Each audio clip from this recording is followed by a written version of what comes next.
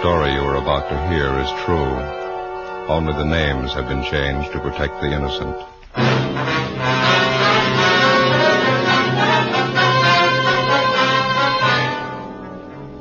You're a detective sergeant.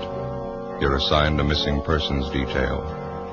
A wealthy businessman in your city drops from sight. There's no trace of him. There's no apparent reason for his disappearance. Your job, find him.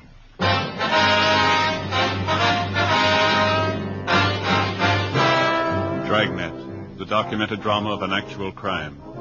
For the next 30 minutes, in cooperation with the Los Angeles Police Department, you will travel step by step on the side of the law through an actual case transcribed from official police files. From beginning to end, from crime to punishment, Dragnet is the story of your police force in action.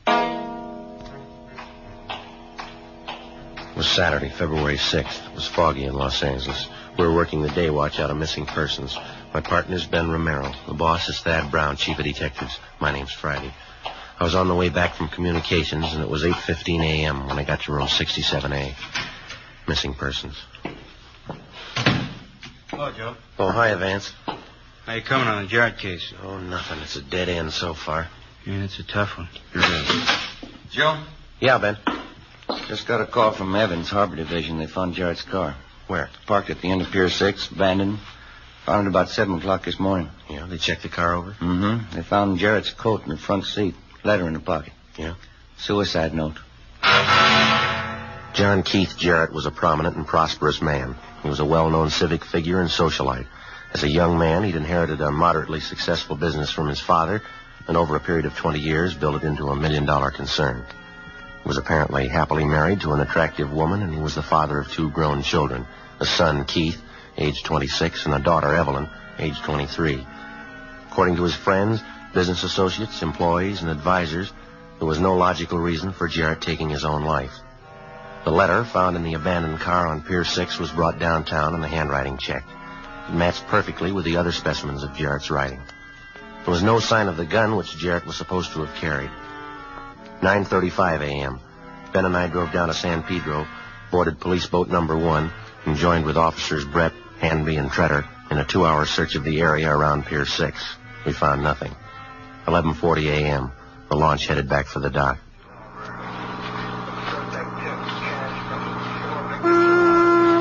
I can't make it out. Not a trace. Well, it might take a little time. Pretty fair chance that the tide swept the body out of the area. It'd still turn up. This fog's not helping much.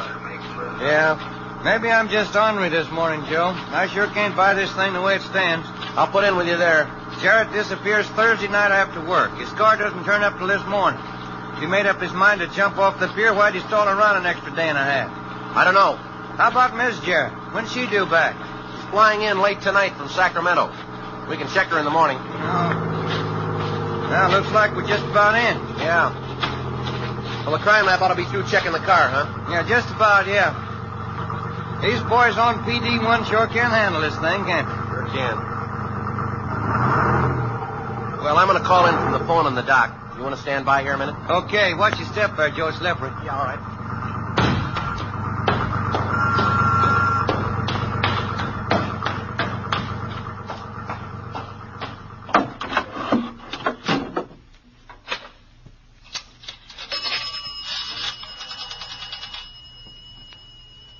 Michigan 5211, please. All right. Crime lab, please. Hi, Lee. Joe Friday. Did you look over that car?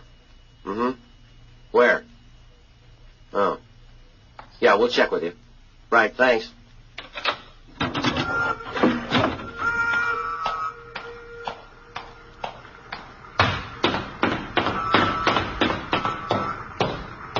How'd they do, Joe? Anything? Jarrett's gun. The crime lab boys finally found it. Where?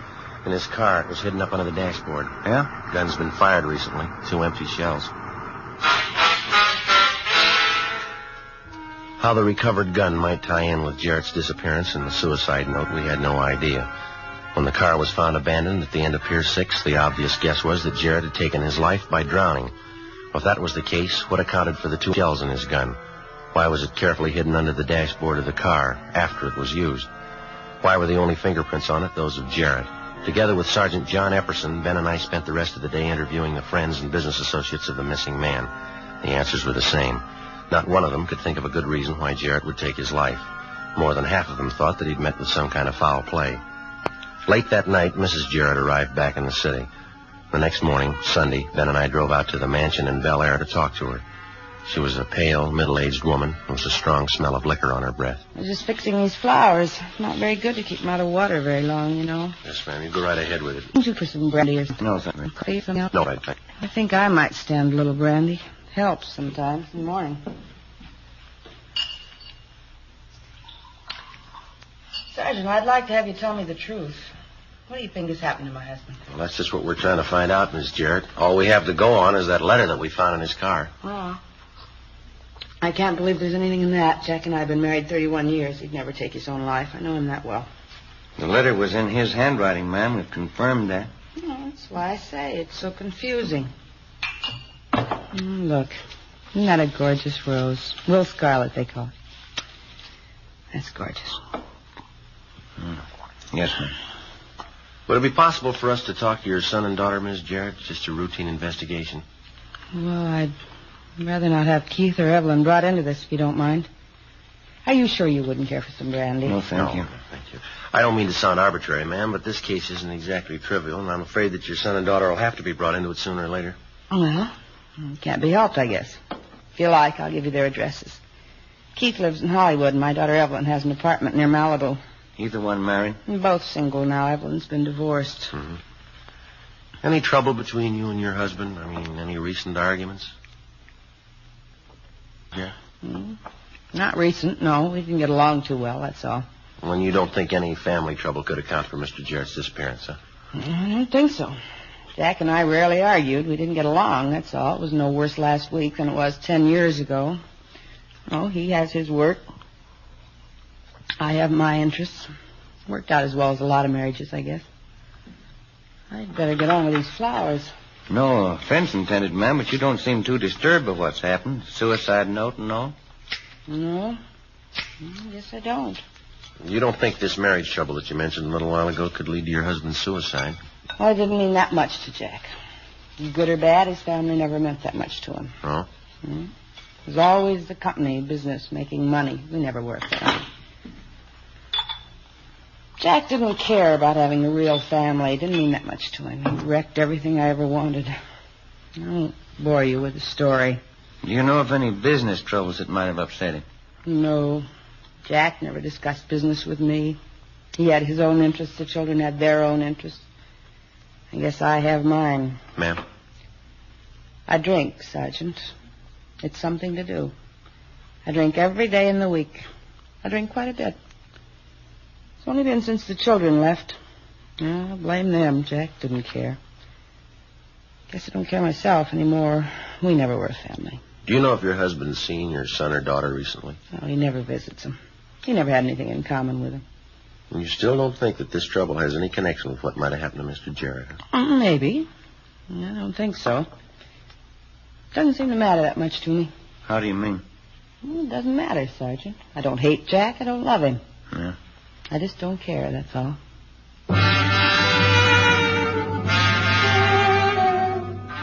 Before we left the Bel Air mansion, we got the addresses of the son and daughter and showed over Miss Jarrett's room. No leads. 1 p.m., Ben and I drove down to Malibu to interview the daughter, Evelyn Jarrett.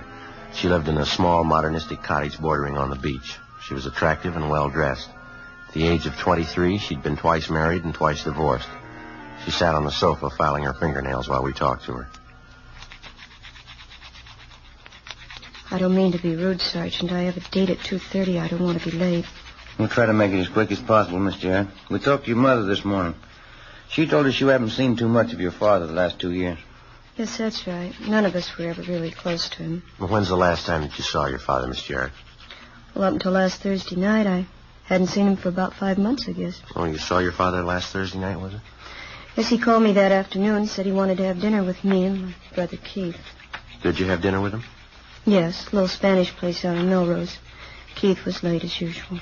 Wasn't that pretty unusual for your father, having you and your brother get together with him for dinner? It didn't happen very often. Mother probably told you about that. Well, how did he seem that night? Did you notice anything unusual about him? No, he was pretty much the same as always. Asked Keith and me how we were getting along, if we needed any money. He didn't mention anything about leaving the city, going on a trip, maybe? No, he didn't. We had dinner, a few drinks, then I left. What time was that, Miss Jarrett? A little after midnight, I think. Well, Keith and my father stayed on. They said they were going to have a few more drinks. I see. Care for a cigarette? No, thank you very much. Here you are. I've got it. Thank you. How was your father when you left him, Miss Jarrett? In pretty good mood? Oh, he and Keith were arguing as usual. After a few drinks, they always argue. Anything serious? I don't know. Keith had some debts. He wanted Dad to pay them off. There's one thing I'd like to ask you, Sergeant. Yeah. I read the story in the paper, that gun you found in my father's car. Was it an plated revolver, a .32? Yes, that's right. There were 2 shells fired. Funny. Dad hasn't had that gun for a year. Reason I know is because after my divorce, I moved into this place alone. I thought it'd be a good idea to have a gun around, so I asked my father for his. Yeah? Well, he told me he'd given it away already. He didn't have any more use for it. Who'd he give it to, do you know? Told me he gave it to my brother Keith. That was almost a year ago. Oh? It must be a mistake. If Keith had the gun, how could they find it in my father's car? Well, maybe Keith can tell us. As soon as we left Evelyn Jarrett, we drove to a public phone booth, and Ben put in a call to the Green Castle Apartments in Beverly Hills, where Keith Jarrett was living. There was no answer. Ben called the manager of the apartment. Yes, sir. How's that? Mm-hmm. When did you say? I see. All right, sir. Thank you. Bye. Maybe we got something. What's that? Jarrett's son doesn't live there anymore. Manager says he moved in a hurry. Yeah, when? Thursday night.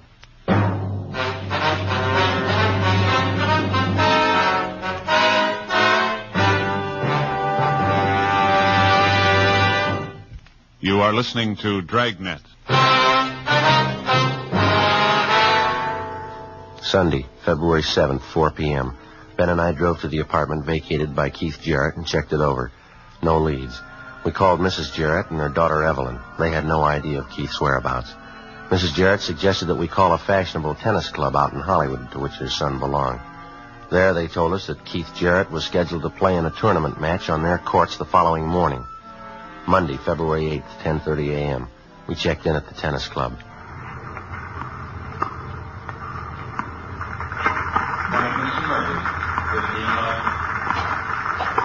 Joe, I talked to the man at the desk. Yeah? He said Keith Jarrett's around here someplace. He's having a boy page him. He'll send him over to her. Okay. I wonder if this is where he moved after he left the apartment. No, I talked to the clerk at the desk. They don't have living quarters here. And that's sure a beautiful stretch of lawn, isn't it? Yeah. Wonder if they have any trouble with Gopher. Nice shot. My name's Jarrett. You gentlemen looking for me? Oh, yeah. Police officers, Jarrett. We'd like to talk to you a few minutes if you don't mind. No, not at all. Got a match coming up. Yeah, I got time. What can I do for you? It's about your father, Jarrett. We've been assigned to the case. Thought you might be able to help us out. Oh, yeah. I'll tell you anything I know. Figure suicide. Kind of unusual. We haven't spent much time together the last couple of years. My father and I didn't get along too well. Well, how'd he seem to you Thursday night, all right? Yeah, pretty much the same as always. We ate, had a few drinks. That was about the size of it. What time did you leave the restaurant, you remember?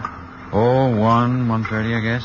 Did your father leave with you? Yeah, that's right. We drove to my place for a nightcap, talked a little, and then he left. What'd you talk about, do you recall? Same old thing. Tried to argue me into taking a job with a company. He's been trying to sell me on it for years. I never could see it. Let's see. What kind of work do you do now, Jack? Tennis. How's that? I play tennis. Follow the tournaments.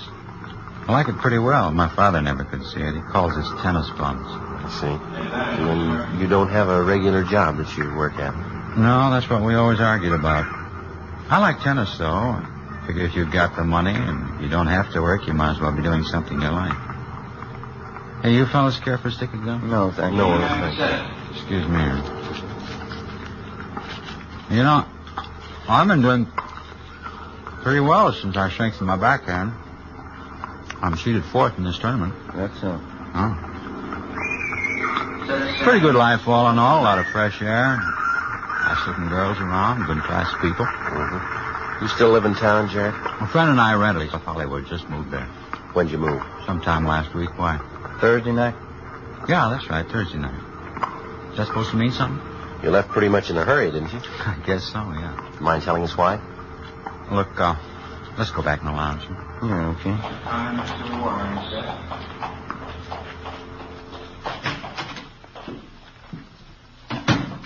A little more privacy, no use advertising it. What's that? I got quite a few bills around town that need paying.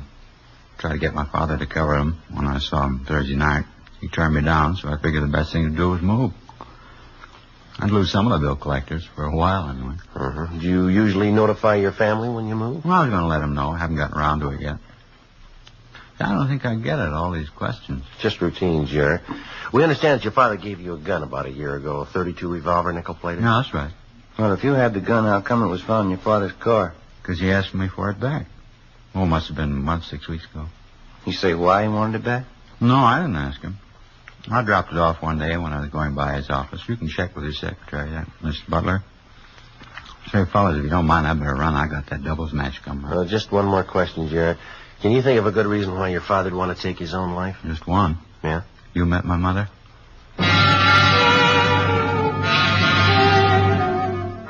During the next 3 weeks, besides checking on dozens of other missing persons calls, we continued pushing the search for John Keith Jarrett.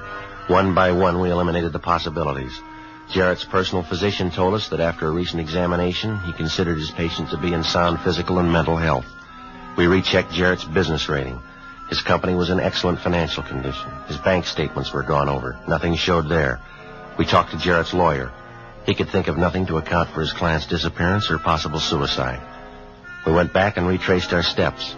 Outside of the gun found in Jarrett's car, which tied in with nothing, there was no hint of fire involved.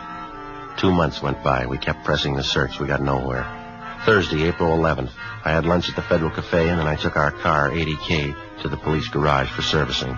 1:15 p.m. I checked back in at the office. Joe. Hi. Got something. Yeah?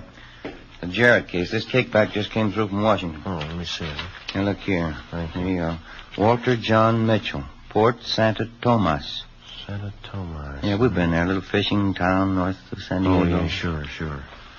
Walter Mitchell, small boat operator, applied for a Coast Guard pass March 18th. Let me see. Checked the fingerprints on Mitchell's application. Found to be the same as fingerprints on missing persons bulletin.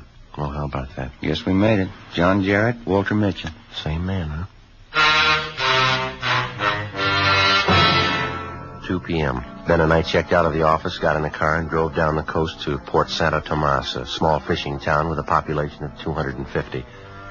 On his application for a Coast Guard pass, the man who signed himself Walter John Mitchell listed his address as Pier 2, berth number 11. When we checked there, the berth was empty. We talked to one of the villagers fishing from the pier. He pointed to a fishing craft lying halfway out in the bay and identified it as the Blanche S., Mitchell's boat. He said he was having engine trouble. The man told us that he had a small boat that he'd rent out for $2. We took him up on it.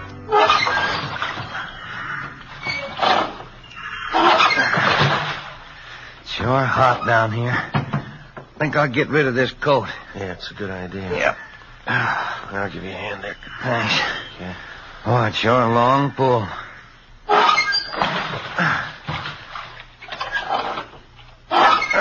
You want me to take over for a while? No, we're almost there now.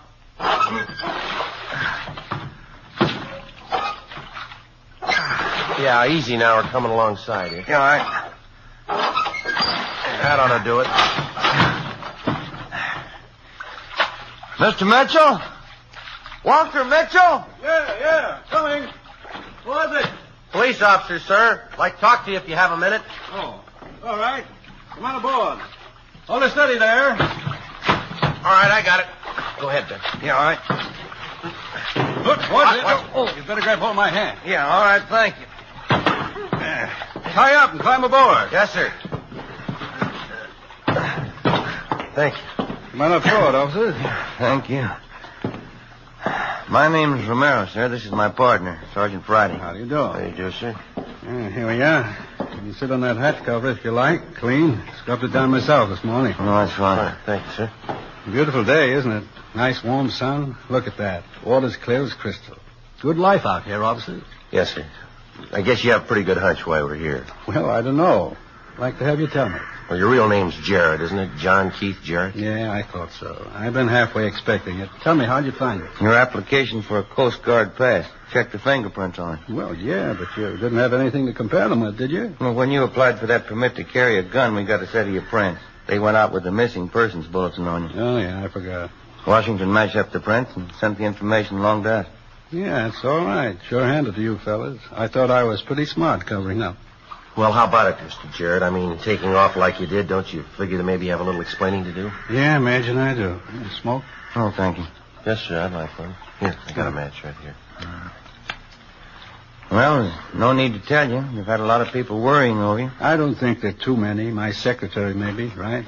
Well, yes, sir. Look, I realize you men know your business. I know I don't have to remind you, but I just like to make it clear. What's that? I know a little bit of the law, and I want you to understand this. If you should tell anyone where I am, I'd consider it an invasion of my personal rights, okay? Any way you want it. Maybe you can't figure out my disappearing the way I did, but I think you know that legally I've done nothing wrong. I've respected the rights of the law, and now I want the law to respect my rights. Yes, sir, it's fine with us, Mr. Jarrett. There's just one thing. Yes, sir? We've chased down quite a few blind alleys on this thing. That false suicide that you staged, the gun, the letter. Do you think that maybe that earns us an explanation? I'm sorry about the legwork, believe me. You can hear the story if you want to, short version or long. Which one? Any way you want to tell it. Uh-huh. You met my family, have you? Yeah, we have. My wife? Yes, sir. My son, Keith? Yeah. My daughter? Yes, sir. Well, you know what they're like. My wife's been an alcoholic for 8 years. Why be polite? She's a drunk. My son's a tennis bum. There's no other word for that. My daughter? Yes, sir. You know it as well as I do. 2 divorces, different boyfriend every week. She might as well be walking the street. I worked hard for my family, Sergeant. I was proud of them once. What would you do if they turned out the way they have? I don't think I could say, Mr. Jarrett. I don't know your family that well. There's a good reason you don't, Sergeant. I paid a lot of money to keep them off the front page. One jam after another. Scandal, 10 years of it. Covering up for them. I got tired of it. Dead tired. Maybe I'm just getting old. You men care for a cold bottle of beer? No, thank you, sir. Well, there's nothing more to tell, officers. I worked most of my life for my family. I've had 3 vacations in 20 years. I tried to do everything I could for them. They're rotting apart, Sergeant, all 3 of them. I didn't want to stand around and watch them rot. That's why I left. I see. They each have their own trust fund. They'll be taken care of. Yes, sir. Well, I guess it's none of my business, Mr. Jarrett, but do you think that you might have been to blame, maybe? Your children, I mean? I don't know. Maybe. If I made the mistakes, I guess I'll pay for them. It's not much fun changing your life when you're 52 years old. Gets lonely sometimes. Pretty lonely. Well, what are you going to do now, do you know? Ooh, sail around, I guess. Take the Blanchets down to Mexico, all around, do some fishing. It's lonely sometimes. I'll get used to it. Say, you men wouldn't like to stay on board for dinner, would you? I'm even learning to cook. No, thank you, Mr. Jarrett. Guess we better start getting back, huh, Joe? Yeah, yes, we have. Well, thanks very much for dropping by, officers. Sorry about that extra legwork I caused you. Oh, here. What's this? $2 for the rent of the rope. Glad met you, Jarrett. Good to you. Same to you, Friday. Goodbye. Bye, Goodbye, sir. Mr. Jarrett. Watch your step there. Now. Yes. Yeah, we got it all right, I think. There you go. Okay, Joe, come ahead. All right. Passed off your line, boy. Okay, thanks, Mr. Mitchell. Goodbye. Goodbye. Good luck, gentlemen. Good luck to you.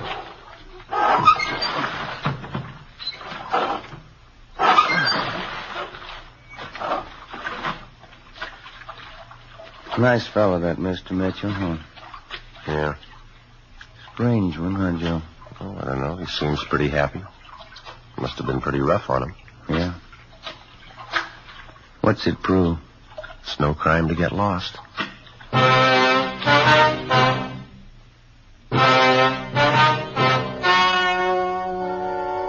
The story you have just heard was true. Only the names were changed to protect the innocent. On April 19th, a final report was filed by officers investigating the disappearance of John Keith Jarrett. In a moment, the results of that report.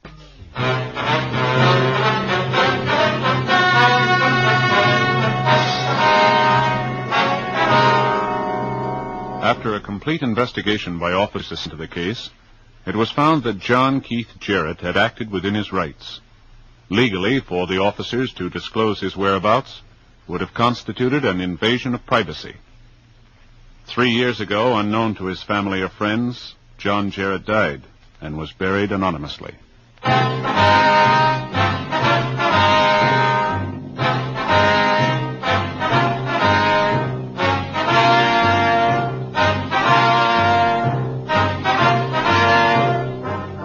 You have just heard Dragnet, a series of authentic cases from official files. Technical advice for Dragnet comes from the Office of Chief of Police W.H. Parker, Los Angeles Police Department.